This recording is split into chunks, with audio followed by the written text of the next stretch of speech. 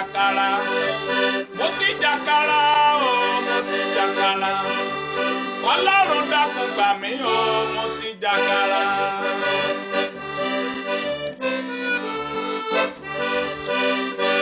Ọ̀dọ́mọkùnrin kan ló máa fi gbé bọ́nú. Ó bára rẹ̀ nísọ ìyá alákàrà. Lọ́sàn-án ọjọ́ yẹn ó jàkàrà, ó padà sílẹ̀. Nígbà tó délé o, ẹ̀yin ènìyàn, ẹranko kan ń pariwo nínú ikùn rẹ̀. Ó wá ń pariwo lójoojúmọ́, mo ti jàkàrà o, mo ti jàkàrà. Ọlọ́run dákun gbà mí o, mo ti jàkàrà. Àfúnjẹ ojú oorun rèé o ará mi, n ó ṣe àlàyé fara lè gbọ́. Mo ti jàkàrà o, mo ti jàkàrà. Ọlọ́run dákun gbà mí o, mo ti jàkàrà. Ẹ jẹ́ kí a gbàdúrà. Ọlọ́run gbogbo àgbáńlá ayé, a dúpẹ́ fún àkókò bí eléyìí. Ọlọ́run gba ọpẹ́ wa. Ọlọ́run tó ní ayé àti ọ̀run, ògo ńlá ni fún orúkọ rẹ. Mo gbé ọ̀gá torí pé òwò ni Ọlọ́run àjíǹde tí kò yí padà. Ọlọ́run gba ọpẹ́ wa. Gbogbo ọkàn tó ń wò mí lọ́wọ́lọ́wọ́, ayé kó gba òmìnira. Kí ọ̀rọ̀ yìí kẹ́ ẹ má rí bí ọ̀rọ̀ lásán, ṣùgbọ́n kí ẹ rí bí ọ̀rọ̀ ìtúsílẹ̀ àti orí ọ̀fẹ́ ńlá láti gba òmìnira. Kó rí bẹ́ẹ̀, àárọ̀ ọ̀rọ̀ rẹ̀ kó mú ọ láradá, kó tú ayé sílẹ̀ lórúkọ Jésù Olúwa wa, àmín. Orúkọ tí èmi tẹ̀ ń wò yìí ni wòlíì àti ajínrere Ṣẹ́gun Ọlátúnbọ̀sún, tí gbogbo yín mọ̀ sí Bàbá Àlágọ̀. Mo kí pé ẹ kú ọjọ́ mẹ́ta, àsìkò àkókò tí a wà nínú rẹ̀ yìí. Ohun tí a rán mi sí yín, sí ìran ènìyàn, ó ní nípa àlá rẹ̀. Mọ́mí bọ́dà sísítà, eléyìí tí mo mú wá ní abalẹ̀ eléyìí tí mo fẹ́ kí a fi jọ gbàdúrà ni mo pè ní àfúnjẹ ojú àlá.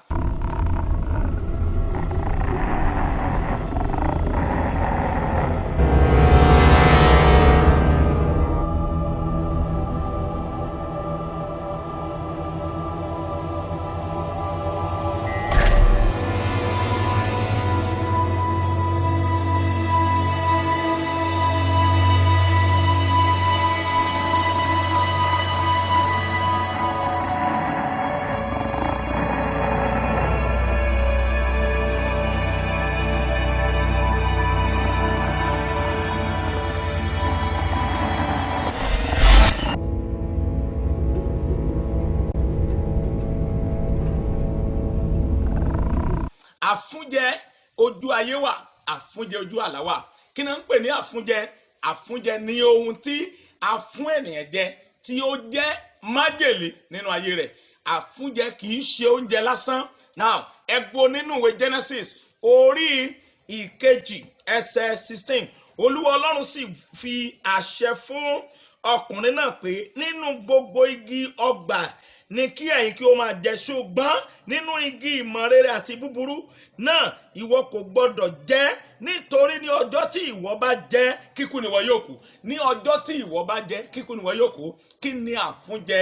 Àfúnjẹ ni májèlé tá a fún ọ jẹ ní ojú àlá rẹ. Ọmọkùnrin tí mo fi kọrin yìí, mo bá a pàdé.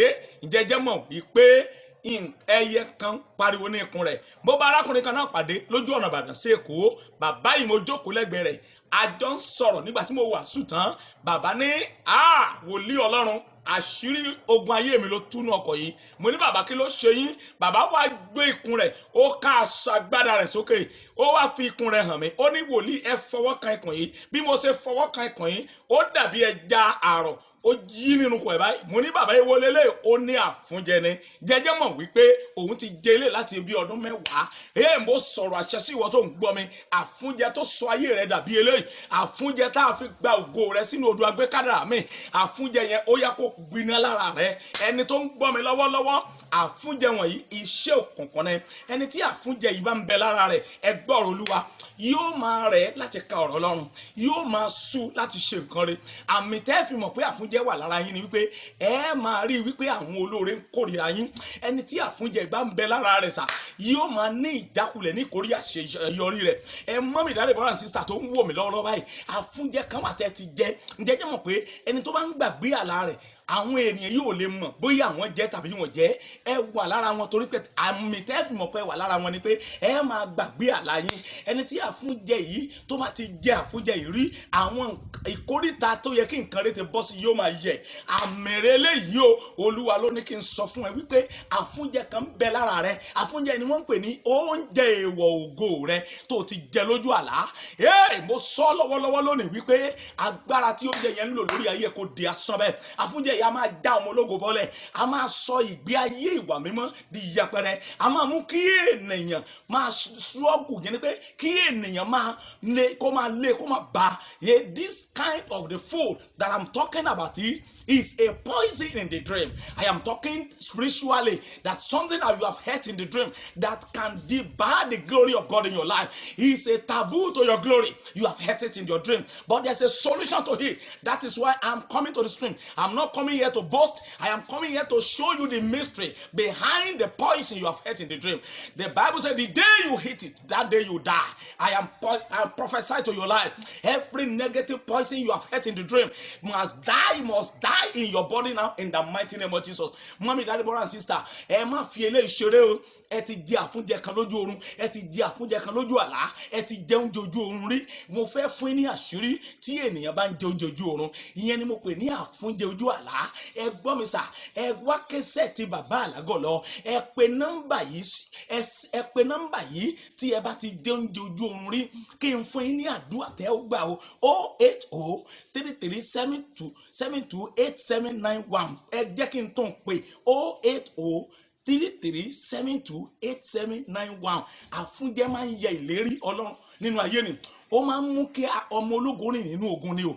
Àfúnjẹ yìí ló fà á tẹ́ fi di alẹ́ àsán o. Àfúnjẹ yìí ló fà yín sẹ́yìn nínú ìrìn àjò ẹ̀mí o. Mo fẹ́ gbàdúrà fún yín. Ẹ pe nọ́mbà yìí o. Àfúnjẹ kan wà tẹ́ ti jẹ. Àwọn alálẹ̀ òkùnkùn lé baba yìí ni wọ́n máa ń fún yín. Náà máa ń fún ọmọ ológo ní àfúnjẹ jẹ. Bó wà nílùú òyìnbó, nǹkan rí ò ní bọ́ sí i lọ́wọ́ o. Yóò máa pìtàn pé òun gòkèrè ni. Àwọn àfúnjẹ wọ̀nyí ló sọ ayé ló mú kó rẹ̀ yín sí ìkórìtà tẹ́ wà yìí. Mo fẹ́ gbàdúrà pẹ̀lú yín. Ṣùgbọ́n ẹnìkan lè mú àfúnjẹ ìkóònù ayé yín.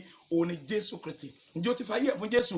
Ẹ̀ṣẹ̀ tó ń lúwẹ̀ nínú rẹ̀ yẹn, agbára burúkú kan ló ń tẹ̀ ọ́ sí. Olóṣílẹ̀kùn fún àfúnjẹ yìí. Ẹ̀ṣẹ̀ a máa ṣílẹ̀kùn fún. Àṣìṣe àwọn òbí a máa ṣílẹ̀kùn fún.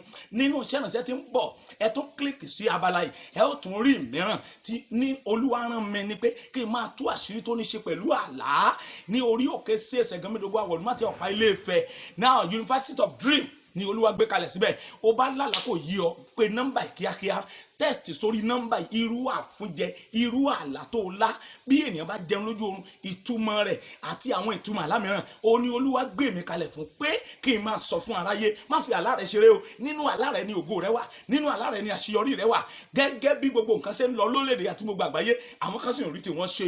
Ìwọ tó ń gbọ́ ọ̀rọ̀ mi lọ́wọ́lọ́wọ́ báyìí, I prophesy to your life. Every poison you have ate in the dream, I neutralize them by the blood of Jesus. Máa pe ẹ̀jẹ̀ Jésù báyẹn. Mo fẹ́ gbàdúrà fún ẹ. Orúkọ mi ni wòlíì àti ajínrere Ṣẹ́gun Ọlátúnbọ̀sún bàbá àlágọ̀. Ẹ tún kílíkì sí abala yìí. Ẹ ó tún rí iṣẹ́ ìránṣẹ́ mìíràn tí ń bọ̀ tó ní agbára tó ní ṣe pẹ̀lú ayé yìí. Ṣùgbọ́n ẹ má gbàgbé o, Olúwa gbé mi kalẹ̀ fún ìran yìí láti máa túmọ̀ àlá rẹ. Má fi àlá rẹ ṣeré.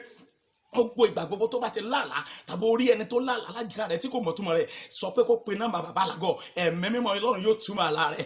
Ìwárí ìwọ Ọlọ́run, ọwọ́ Ọlọ́run yóò káyé rẹ̀. Àfúnjẹ wọ̀nyí ó máa kó lára rẹ̀. Máa sọ ìtumọ̀ rẹ̀, máa dẹ̀ sọ àdúrà tó máa gbà lórí àfúnjẹ tirẹ̀. Wàá dẹ̀ bọ̀ kíákíá, ọ̀nà á dẹ̀ là, wàá dẹ̀ rí ògolo. Ẹ tẹríba fún àdúrà. Má gbàgbé wípé Jésù ò ní pẹ́ dé o. A ó fọn ìpè láìpẹ́. Gbọ́ mi, ẹni tí máa ń jẹ àfúnjẹ ojú oorun tó sì tún jẹ oúnjẹ alẹ́ Olúwa, èèwọ̀ ni o. Ó ti jẹ májèlé, ó wà nínú ẹgbẹ́. Iṣẹ́ burúkú ló ń ṣe lára rẹ̀. Má dákẹ́ o, pe nọ́mbà ilé kan sí 08033728791 tàbí kó máa bọ̀ ní orí òkè bàbá àlágọ̀ ní gbogbo last week of the month. Ó máa ní agbára ní òru àṣírí àlá. Mo sọ̀rọ̀ àṣẹ sí ayé rẹ. Gbogbo poison ara rẹ kó máa kú dànù. Àgbélébùú tẹ̀jẹ̀tẹ̀jẹ̀ kó tú ayé rẹ sílẹ̀. Nígbà tí a tún pàdé ní abala mìíràn, gbọ́ mi sà, àfúnjẹ ayé rẹ kó pòórá. Bẹ́ẹ̀ ni yóò sì rí ògo rẹ kó farahàn. Orúkọ mi lẹ́ẹ̀kan sí ni wòlíì àti ajínrere Ṣẹ́gun Ọlátúnbọ̀sún. Jésù lolúwa. Àmín. Àfúnjẹ ojú ọ̀run màrẹ́ o. Àfúnjẹ ojú o.